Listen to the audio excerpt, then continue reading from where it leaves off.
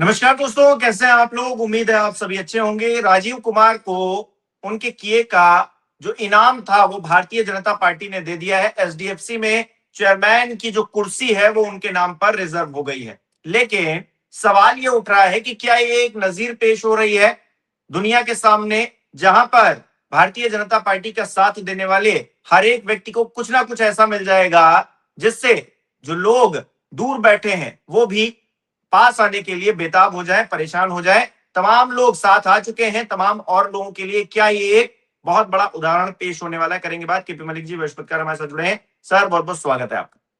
बहुत बहुत धन्यवाद हिमांशु जी, आपका भी और आपके दर्शकों का भी बहुत बहुत धन्यवाद, आभार।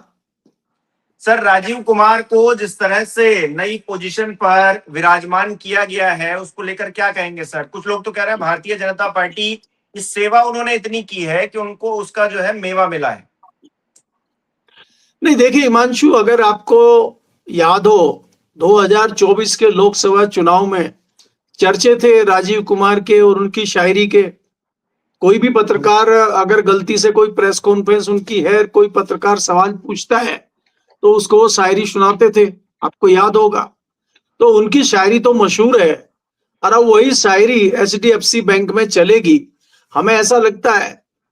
देखिए, इस भारतीय जनता पार्टी की सरकार में ये बात तो है कि अगर आप उनके साथ आ रहे हैं और आप कैसे भी रहे हो, आप किसी भी नेता की बात ले लीजिए, किसी भी अधिकारी की बात ले लीजिए, और आपने कुछ भी किया है और आपके ऊपर तमाम कोई भी आरोप हो, लेकिन आप इनके साथ अगर आ गए तो आप दूध के धुले हैं, क्योंकि आप वॉशिंग मशीन में से निकल के आ गए।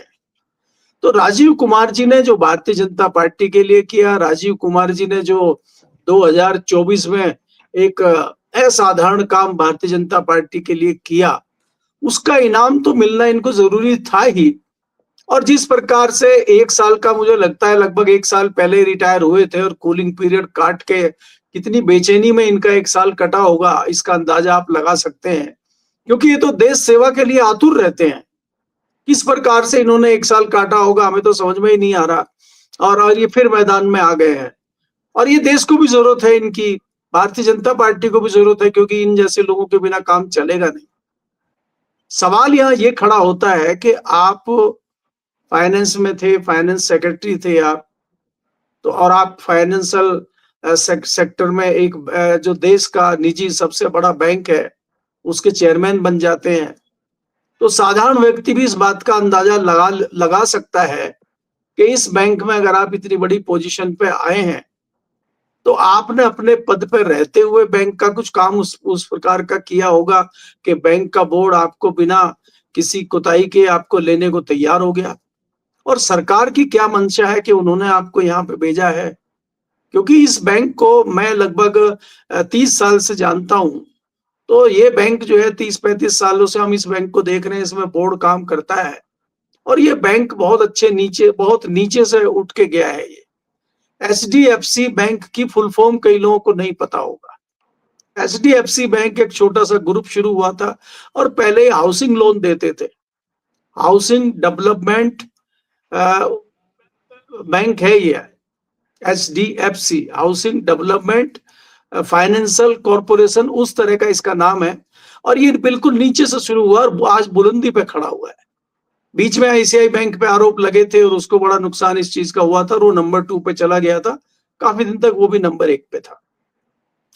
खैर, आपने देखा पिछले दिनों चर्चा में आया था ये बैंक, जब एक बोर्ड के सदस्य ने इस्तीफा दिया था ये कहते हुए कि कुछ गड़बड़ी बैंक में चल रही है और मुझे नहीं लगता कि मैं इसके साथ कंटिन्यू कर पाऊंगा। तो मामला कुछ दिन चला, लेकिन वो खबरें बाद में दब गई, बाहर नहीं आई खबरें वो। तो इसलिए कुछ ना कुछ तो अंदर है और कुछ ना कुछ तो चीजें चल रही हैं। अब ऐसे में राजीव कुमार वहां क्या करेंगे ये तो आने वाले समय में पता लगेगा। लेकिन इस तरह के लोगों की जगह सुरक्षित रहती है। इस तरह के लोगों के लिए सरकार भी बहुत अच्छी अच्छी जगह बना के रखती है। उसमें चाहे इस तरह के नौकरशाह हो, चाहे जज हो, चाहे दूसरे इस तरह के नेता लोग हों। अब आपने देखा कई नेता जो दूसरे दलों से टूट के आए गए हैं या लाए गए हैं हाँक के, या खुद लालच में आए हैं।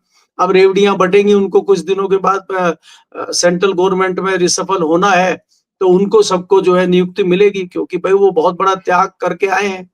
तो जो त्यागी लोग हैं उनकी बड़ी संस्था भारतीय जनता पार्टी है और उनको वहां पे रखा जाता है। अब नतीजा उसका क्या होता है, उसके रिजल्ट क्या आते हैं, समय समय पे वो भी आपको पता लग जाता है। क्योंकि आपने देखा था ना कि प्रधानमंत्री जी ने चुन चुन के लोगों को रखा था राम मंदिर में, और राम मंदिर का रिजल्ट आ गया है। जनता ने सवाल खड़े किए थे, कई सारे साधु संतों ने समाज खड़े किए थे कि धर्म का मामला है, धार्मिक लोगों को इसमें क्यों नहीं लिया गया है। ले लिया कुछ अपने दो चार धार्मिक लोगों को, इस तरह के जो आपके पीछे बंसी बजाते घूमते रहते हैं और आपके पिछलग्गू हैं, उनको आपने बना दिया नाम मात्र के लिए। पावर उनके पास भी कोई नहीं है। और आज घोटाले घपले के आरोप जिस प्रकार से लग रहे हैं, मुंह मुंह नहीं खुल रहा है। ना मोहन भागवत का मुंह खुल रहा है, ना प्रधानमंत्री मोदी का मुंह खुल रहा है। योगी जी क्या करें, उनका भी मुंह नहीं खुल रहा है। तो आप ये देखेंगे कि रिजल्ट इन तमाम चीजों का बाद में आता है। इसलिए हम चर्चा यहाँ पे कर रहे हैं राजीव कुमार की। तो राजीव कुमार को पद मिला है, बस अब आप इंतजार करिए कि वो क्रांति किस प्रकार करते हैं, क्योंकि उनकी जो क्रांति 2024 के लोकसभा चुनाव में हुई थी वो भुलाई नहीं जा सकती। जी। अच्छा, क्रांति तो उत्तर प्रदेश में भी चल रही है। योगी जी अब कह रहे हैं कि अभी तक अयोध्या का मामला था, मथुरा का मामला भी है। अखिलेश यादव मथुरा को लेकर कुछ बोले। अब मथुरा में तो धांधली चल रही है। एक पत्र भी एक बाबा थे, उन्होंने लिख दिया अपने खून से और कहा कि सीबीआई जांच हो। उस पर ध्यान नहीं गया। अब योगी जी नारा लगा रहे हैं कि अब तो मथुरा की बारी है। अयोध्या का निपट नहीं पा रहे हैं, हम मथुरा की बारी है बता रहे हैं। हिमांशु, जिन साधु संत ने वो चिट्ठी लिखी थी मथुरा के, वो फलारी बाबा हैं और बताते हैं कि उन्होंने अपने खून से चिट्ठी लिखी थी योगी जी को, और उनको फिर भयंकर तरीके से डांट पड़ी है या इतना दबाव पड़ा है कि अब वो बैकफुट पे दिखाई दे रहे हैं, बोल नहीं पा रहे हैं। वो कह रहे हैं कि हमारी इधर की तो दुकान बंद हो गई अयोध्या की, तुम इस तरह की हरकत करके यहाँ भी बंद करोगे क्या? और वो कुछ नहीं बोल रहे हैं। बात यह है, इसका अंदाजा भारतीय जनता पार्टी को हो चला है कि जितना दूहना था अयोध्या को, जितना मथना था भगवान राम को, वो मथ चुके। और वहां से कुछ निकलना नहीं है, निकल चुका जो जो निकलना था। लूट है, उसको लूटते रहो। भाई भगवान राम ने तो आपको जवाब लोकसभा 24 में दे दिया ना कि राजनीतिक तौर पे अब आप वहां उसका प्रयोग नहीं कर सकते अयोध्या का। तो आप राजनीतिक प्रयोग तो हो नहीं रहा है, खुद आप अयोध्या में हार गए। अब आपको नया कुछ करना है। तो आप देखेंगे कि जब जब अयोध्या की बात आती है, जब जब भगवान राम की बात आती है और ये कहीं गिरते हुए नजर आते हैं, तो ये मथुरा काशी को उठा लाते हैं। और अब इसीलिए ये मथुरा और काशी को ले आए हैं। काशी में भी कहते हैं कि प्रधानमंत्री जी ने बहुत बड़ा विकास किया है, और उस विकास का नतीजा भी आपको 2024 में दिखा था।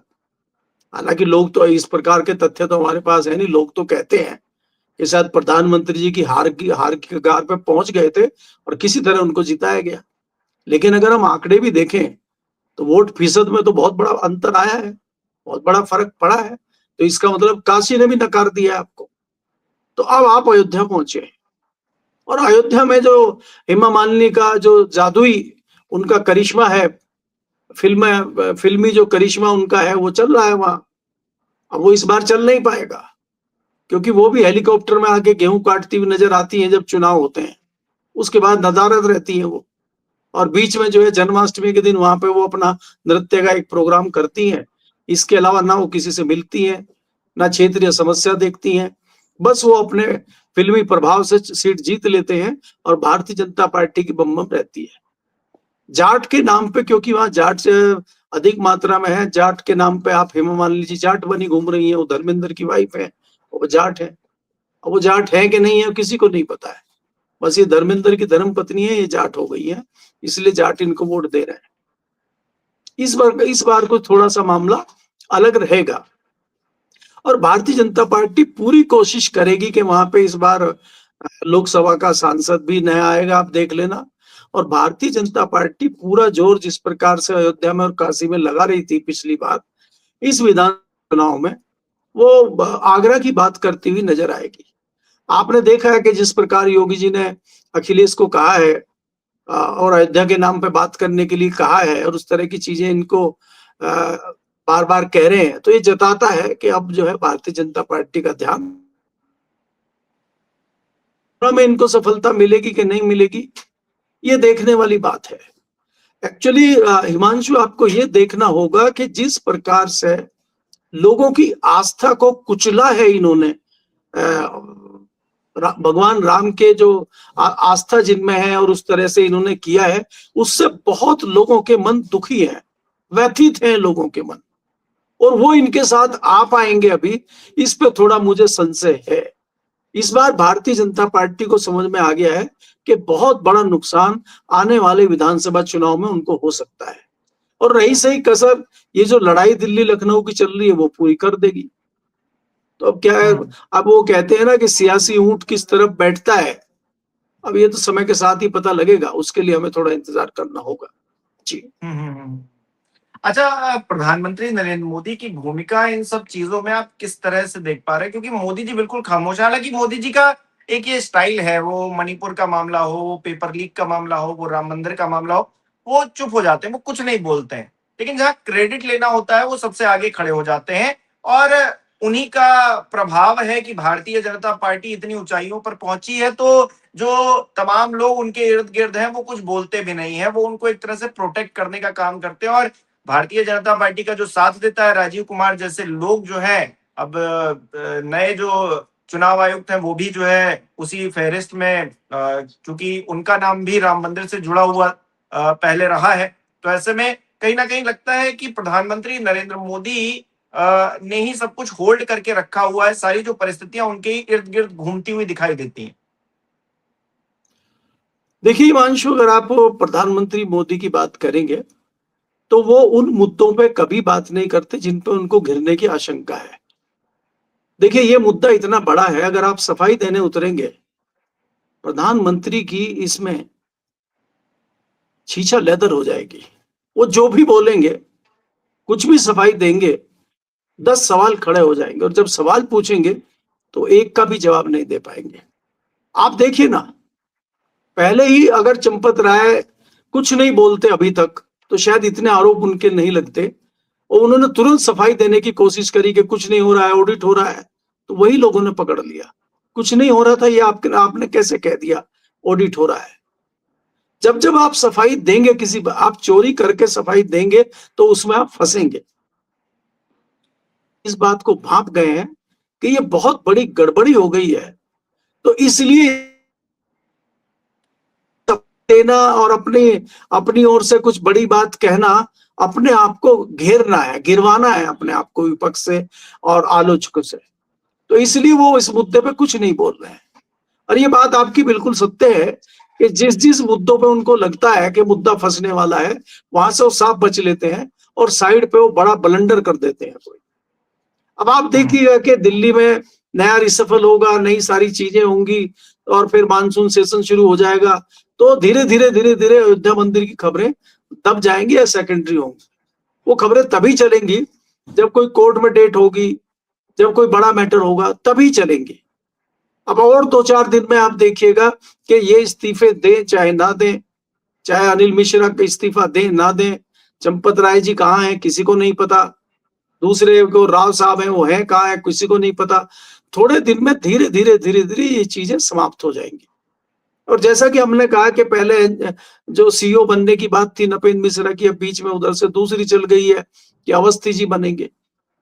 अगर अवस्थी जी बने, चाहे नपेंद्र मिश्रा बने, कोई भी बने, अगर एक बार बन गया तो फिर खबरें उन्हीं की चलेंगी, नीचे वाली खबरें नहीं चलेंगी। कोर्ट का मैटर है जी, पुलिस जांच कर रही है, मैटर कोर्ट में चला गया है, अदालती मामलों पर हमें कोई टिप्पणी नहीं करनी है, तो खेल खत्म। तो इस मामले का भी पटापेक्ष धीरे धीरे धीरे धीरे ये हो जाएगा। लेकिन ये जरूर है कि जो लोगों की आस्था को ठेस पहुंची है और जो लोग इससे व्यतीत हुए हैं, वो लोग इनके साथ जुड़ेंगे, इस पे मुझे थोड़ा सा संशय है, क्योंकि मामला बहुत अंदर तक चला गया है। जी, बहुत बहुत शुक्रिया सर हमारे साथ जुड़ने के लिए, तमाम बातचीत के लिए। हमारे दर्शक किस तरह से देख रहे हैं कमेंट करके जरूर बताएं। इस वीडियो को लाइक करना, शेयर करना मत भूलिएगा। हमारे चैनल को सब्सक्राइब नहीं किया तो वो भी जरूर कीजिएगा। आप हमें सहयोग भी कर सकते हैं ज्वाइन बटन पर क्लिक करके। बहुत बहुत धन्यवाद।